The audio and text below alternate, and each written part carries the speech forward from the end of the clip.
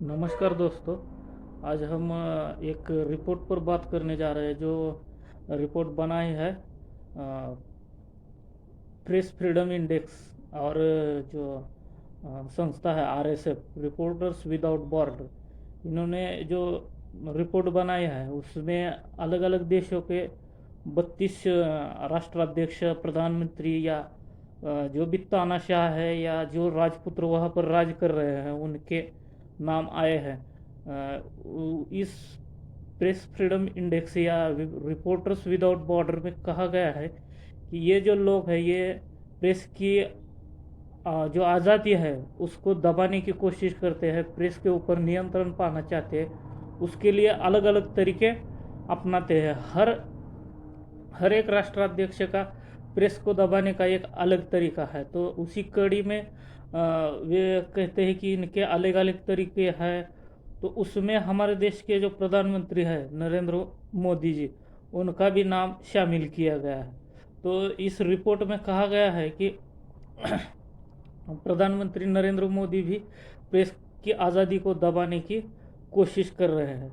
और ये रिपोर्ट 2016 के बाद 5 साल बाद 2021 में प्रकाशित की गई है, जिसमें नरेंद्र मोदी जी का नाम शामिल किया गया है। तो रिपोर्टर्स विदाउट बॉर्डर ने जो कहा है उसको मैं आपको पढ़ के बता देता हूँ, क्योंकि वो जो रिपोर्ट है पूरी अंग्रेजी में है, उसको हिंदी में अनुवादित करके आपको बता रहा हूँ।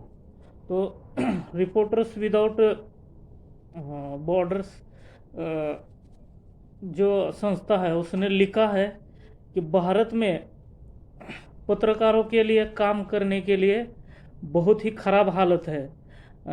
मोदी जी को प्रेस का दमन करता बताते हुए लिखा है, predator Narendra Modi prime minister of India since 26 May 2014 predator since taking office.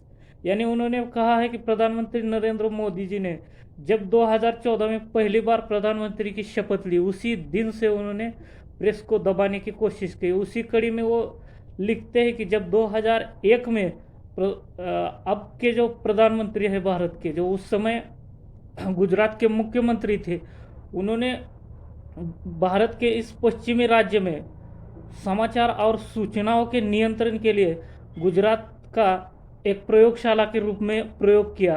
और वहाँ पे जो जो उन्होंने प्रेस को दबाने के लिए हथकंडे अपनाए उसको उन्होंने 2014 में भारत का प्रधानमंत्री बनने के बाद भी जारी रखा। उसको आगे वो कहते हैं कि आगे उन्होंने कहा है कि उन ये प्रेस को दबाने के लिए उनके जो अलग अलग हथियार है उसमें मुख्य धारा की मीडिया को भाषणों और सूचनाओं से भर देना, जो उनकी राष्ट्रीय लोक लुभावन विचारधारा को वैधता प्रदान करते हैं। उनका एक हथियार है इस प्रेस को दबाने के विषय में, जो मुख्य धारा की मीडिया है जिसे मेन स्ट्रीम मीडिया कहते हैं, उसको सूचनाओं और भाषणों से एकदम फुल कर देना है। उसके लिए बाकी किसी चीज़ों को स्पेस नहीं छोड़ना है। और इसको वो पूरा भर देते हैं अपने भाषणों और लोक लुभावन योजनाओं की घोषणाएं करके। उसी कड़ी में आगे लिखा है, अपने इस उद्देश्य को पूरा करने के लिए उन्होंने अपने अरबपति व्यवसायिकों के साथ घनिष्ठ संबंध बनाए हुए हैं। और ये घनिष्ठ संबंध बनाए हुए हैं जिनके पास विशाल मीडिया घराने हैं। तो उन्होंने कहा है कि अपने इस मेन स्ट्रीम मीडिया को सूचनाओं से भर देने का जो मामला है उसके लिए उन्होंने जो भारत के बड़े बड़े मीडिया घराने हैं उनके साथ एक घनिष्ठ संबंध बना लिया। इससे दो चीज़ें होती है, वो आगे लिखते हैं कि इससे दो चीज़ें प्रभावित होती है। ये हथियार दो तरीके से काम करता है। एक और प्रमुख मीडिया घरानों के मालिकों के साथ अपने साफ तौर पर संबंध बनाने से उनके पत्रकार जानते हैं कि अगर वे सरकार की आलोचना करते हैं, सरकार की सोच की या उनकी योजनाओं की आलोचना करते हैं, तो उन्हें बर्खास्तगी का सामना करना पड़ सकता है। साथ ही एक नियम के रूप में कोई भी पत्रकार या मीडिया संस्थान जो प्रधानमंत्री की राष्ट्रीय लोक लुभावन विचारधारा पर सवाल उठाते हैं उन्हें जल्दी से सेक्युलर के रूप में ब्रांडेड किया जाता है। उनके साथ ही उन्हें ऐसे भक्तों द्वारा निशाना बनाया जाता है जो उन पर मुकदमे दायर करते हैं। मुख्य धारा की मीडिया भी उन्हें बदनाम करने में लग जाती है और उनके द्वारा ऑनलाइन हमलों का भी, वो जो पत्रकार उनके ऊपर उनके सोच के ऊपर सवाल उठाते हैं उनके ऊपर ऑनलाइन ट्रोल का भी हमला किया जाता है और इसको भी बढ़ावा दे रहे हैं प्रधानमंत्री मोदी जैसा कहा है। और एक बात है जो हमारे ऊपर अंग्रेज़ों ने राज किया, उस समय एक कानून बना था प्रेस को लेकर 1885 में, तो उसका हवाला देते हुए लिखा है कि इसके लिए उनके पास न्यायिक शस्त्रागार है, जिस वजह से जिसमें ऐसे प्रावधान है कि प्रेस की स्वतंत्रता के लिए एक बड़ा खतरा पैदा हुआ है। उदाहरण के तौर पर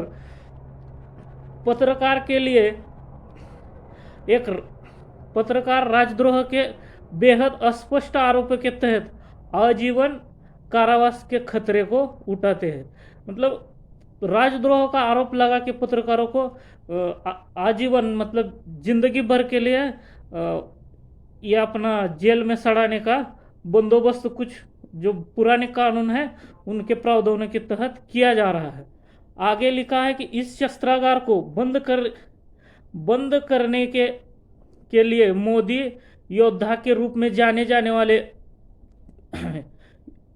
जाने वाले ऑनलाइन ट्रोल की सेना, जिन्हें योद्धा कहा जाता है, पर भरोसा किया जाता है, जो उन पत्रकारों के खिलाफ सोशल मीडिया पर घृणास्पद अभियान चलाते हैं जिन्हें वे पसंद नहीं करते हैं। ऐसे अभियान जिसमें लगभग ये यहाँ तक कि उन पत्रकारों को जान से मार देने का आह्वान किया जाता है या जान से मारने की धमकी तक दी जाती है। और 2017 के गौरी लंकेश जो पत्रकार थे उनकी हत्या का हवाला देते हुए इस रिपोर्ट में आगे लिखा गया है कि ये हमले, जो ये ट्रोल सेना के जो हमले हैं वो और भी तेज तर्रार हो जाते हैं जब पत्रकार कोई महिला पत्रकार हो, तो ये हमले और भी तेज तर्रार हो जाते हैं। उन्होंने 2 महिला पत्रकारों को उसमें नाम भी शामिल किया है, जैसे राणा आयुब और बरखा दत्त। ये जो 2 महिला पत्रकार है इन्होंने मोदी जी के लोक लुभावन जो घोषणाएं हैं या उनकी जो गलत नीतियां हैं उनके खिलाफ आवाज़ उठाने का काम किया, तो ट्रोल सेना ने उनको जान से मारने की धमकी तो दे ही दी, साथ ही गैंगरेप करने के भी धमकियां दे दी। तो इस तरीके से पूरा जो रिपोर्ट है वो एकदम भारत में पत्रकारिता की स्वतंत्रता को लेके बड़े सवाल खड़े कर रही है। तो इस रिपोर्ट के बारे में आपकी क्या राय है? साथ ही एक और बात है, भारत का 180 देशों का जो प्रेस फ्रीडम इंडेक्स है उसमें भारत का नंबर 142वां है, जो म्यांमार से भी पीछे है, नेपाल से भी पीछे है। तो इस विषय में या ये जो रिपोर्ट है अगर इसकी जानकारी आप लेना चाहते हैं तो जो RSF रिपोर्टर्स विदाउट बॉर्डर की जो ऑफिशियल वेबसाइट है उस पर जाकर आप इसको पढ़ सकते हैं।